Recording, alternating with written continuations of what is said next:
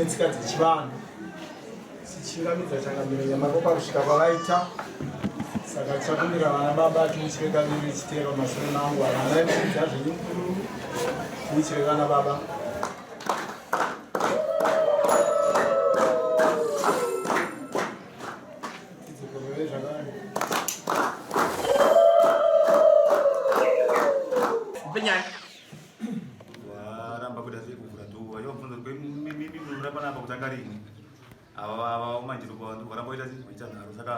pamawiri vangu inini pane maplastic aripo hapana maglasi uyu murume ndobva akwatira plastic iye ndobva avhura window ndobva ataka kuvheneka mukadzi wangu netochi mumba pakati peusiku akarara mukadzi wangu ndo pakazosvika pakushedzera zvakwana iwo uri kuri nazvo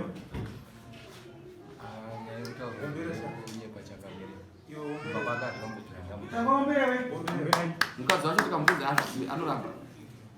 Where's your wife? Sheza. Say. Gana ni wano wanakwari hapa? Kwa?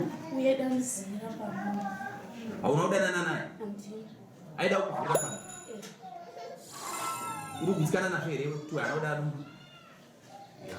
Unaimba naipa tu. Right. Kumbo fura kwa mpomu kwa kaita. Unapata $300. Dismiss. Yes. Inini nguwa zvakutaura kuti hanzi kusikunda vanengira because ndine vanhu vatandi nawo. No, ndina fresh. Datopedza dismiss. Next. No sign up.